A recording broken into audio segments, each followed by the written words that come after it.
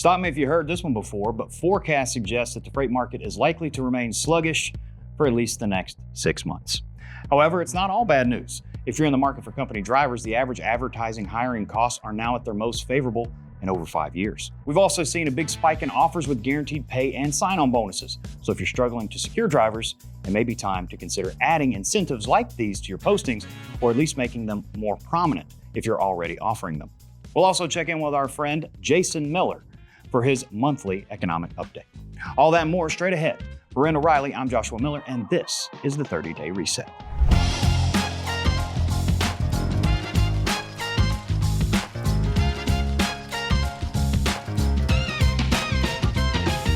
Hello, everyone, and welcome to the September 2025 edition of the 30-Day Reset. We're back every month to take a look at the latest data and news in the driver recruiting and freight markets. Everything we cover in today's episode is available to you in this month's 30-Day Reset download. If you're watching us on our YouTube page, you can just check that out down in the description. And if you're over on our Randall Reilly site, we can grab that right below the video player. There's also consultation and RPO links down there in both locations. So if you want to learn more about how we can help or talk to us about how our RPO approach works, you can check those out. Now let's get right into it and dive into the data with Trucking by the Numbers, brought to you by Stratas. As I mentioned in my opening tease, advertising hiring costs for company drivers is pretty favorable at the moment. Though with that predicted sluggish market, it's important to really analyze and figure out what the proper headcount is for you moving forward. Sign-on bonuses and guaranteed pay are making a comeback in postings as offerings featuring those incentives spiked in August. As those monetary offers increased, we also saw a decrease in the amount of postings that listed a state or route type, such as OTR, regional, or local. Looking into the search data, the volume for truck driving job searches in August hit its lowest level since November, and the total number of searches for truck driving jobs fell 52% compared to the previous month. This does, however, come off July spiking by 39% compared to the previous monthly high.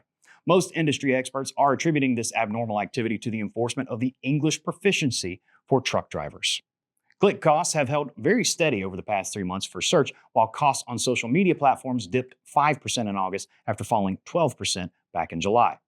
And if you've watched our show before, you know that this is the time on our show where I normally go into our freight numbers like spot rates, load volume, all that kind of stuff. But as of the filming of the show, well, that data still hasn't been updated. It's not available. So in the interest of getting this to you in a timely manner, we're going to forego that this month, but I will leave the link down to the FTR Insights page down below. So you can check back in on that, and when it's updated, you'll be able to get that information. If you'd like to dive into any of the other numbers that I touched on here today and much, much more, don't forget you can get all of that in this month's 30-Day Reset download. Now that we got the numbers covered, let's check in on our story of the month. One of the nation's leading trucking companies, Swift, was the target and victim of a string of arsons. A Michigan federal jury found Randall Reilly guilty of 3 counts of arson of a vehicle or property in interstate commerce. Reilly has been in federal custody since October of 2022. Although this ruling pertains to 3 arsons, evidence presented points to these incidents being part of a much larger pattern of fires, all targeting Swift. Evidence points to Reilly allegedly setting at least 16 other fires across multiple states between October 21 and September of 2022. Most incidents were located along Interstates 10 and 40. Some of these fires were associated with criminal charges filed by the Central District of California, which led to Reilly being found guilty of 6 arsons. Reilly was linked to arsons through cellular data, as well as being in possession of a gas torch, lighters, and fuel-soaked rags. A sentencing hearing is scheduled for November 13th, where he faces a minimum 5-year sentence and a statutory maximum of 20 years in prison for each count. Now it's over to Jason Miller for his latest economic update. Welcome everyone to our September market update, being filmed right after the Labor Day weekend. Talk about where we're at and where we think we're going to go. So kind of to begin, it goes without saying that the dry van spot market continues on its merry horizontal way. Apart from sort of seasonal ebbs and flows right now in spot pricing, there has just not been much exciting to talk about now for the last couple years. You can see how we've been moving just literally horizontally on a spot line haul basis since early 2023. If we look at the seasonal pattern then for where we're at in August, there just wasn't much movement whatsoever. So we're going into sort of the September soft period. Not really expecting any movement till November when we get into kind of the holiday season. And as we think about future looking demand conditions, so many of you out there hauling freight for warehouses, especially the construction warehouses, have noticed that slowed down. Census Bureau data is suggesting that slowdown continues. So we're seeing warehouse construction down almost 30+%, near 40% from the peak levels we saw in late 2022 and early 2023. And we've seen rising vacancy rates there, so we're not going to be expecting as many warehouses to be being built, certainly over the next couple months, and we're getting into the downtime anyway. Now, one thing to keep in mind is the one bright spot of construction has been data centers, but we may be starting to see that we're reaching peak data center construction, and or at minimum, the growth rate of data center construction is beginning to massively slow. Now, we're right now building twice as much data center on an inflation-adjusted basis as what we were back in 2023 when ChatGPT was released and popularized. But it does seem that we're starting to reach that sort of peak data center construction activity, and or at minimum, the growth rate is slowing substantially. And then when we look at manufacturing, again, the primary driver of for-hire trucking freight, the data from multiple Federal Reserve banks for August was a little bit mixed.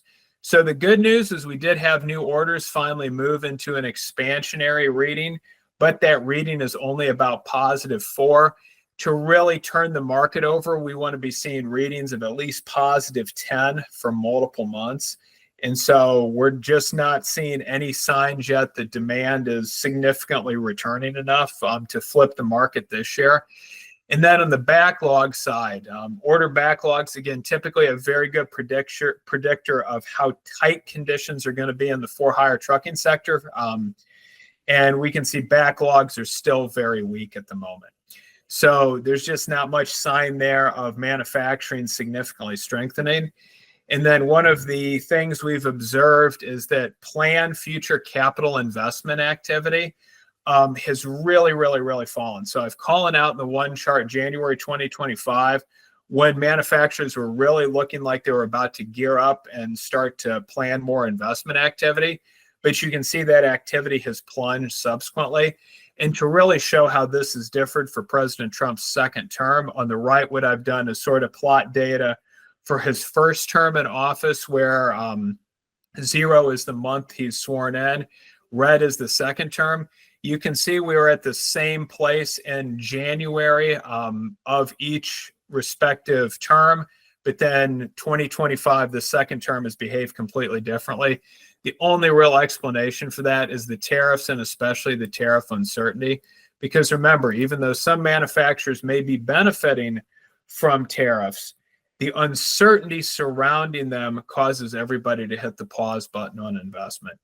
And so right now, what I am advising is there's no likelihood of a significant market turn till at least the second quarter of 2026. So right now, it's right out the rest of the holiday season. Get ready for the end of January, February doldrums for trucking. And then we'll start to see where things are at in March, based on the Fed likely cutting interest rates, but also getting a sense of where employment activity is, as well as inflation. Thank you for that, Jason. Now, hopefully one day we'll get beyond looking to Q2 of next year, but only time will tell.